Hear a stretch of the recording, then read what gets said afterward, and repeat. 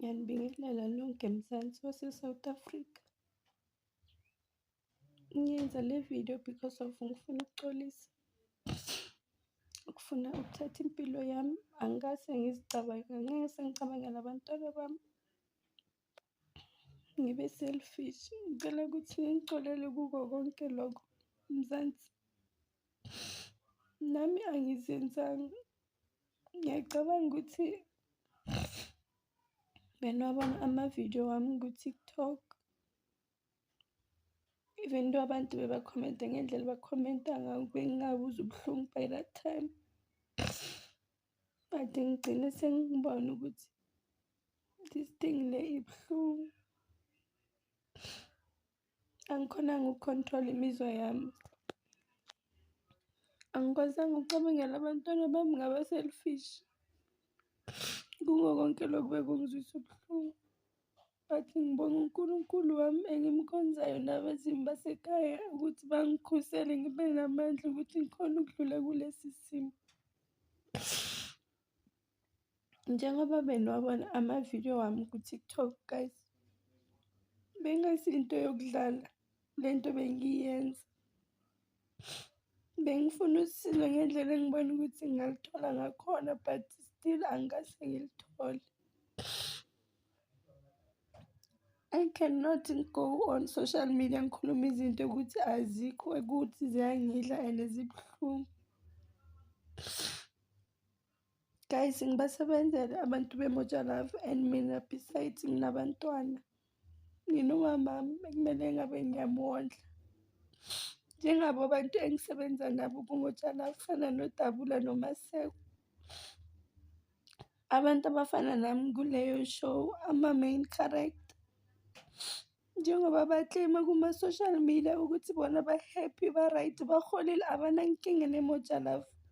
Mina guys ngiqinisile nginayo inkinga neMoja Love.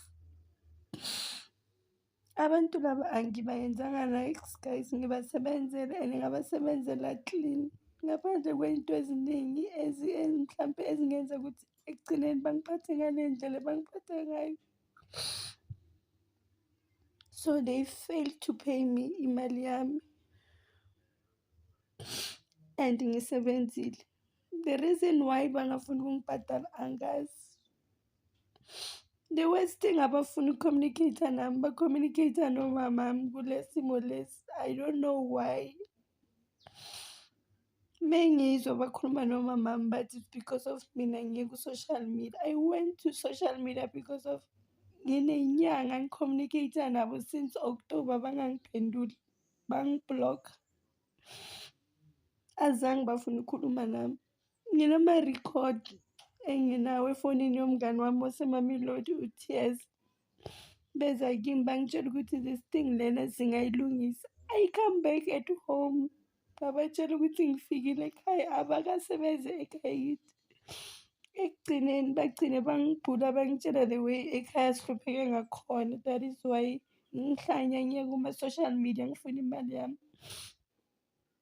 I have to ukuthi ngiyilwele imali yami to the extent that bangisebenzise ngale ndlela ukuthi wherever that I shoot mina ngami it's a reality.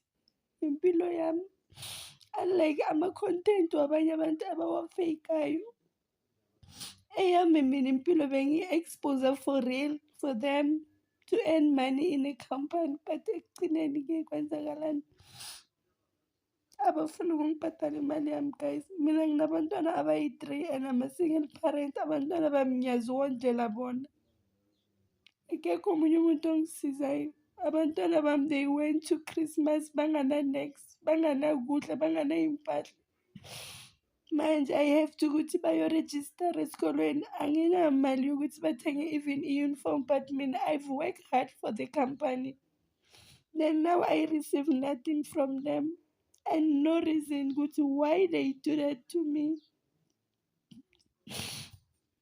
I went to many broadcasters ukuthi bangisize, bangitshela ukuthi they are fully booked. Bona ngeke bakhona ukungisiza. Some of them you can see ukuthi babablockile. So guys, abantu laba bangibhule too much elifini. Bangiphule too much elifini and bangiphendule umuntu engasi uyena.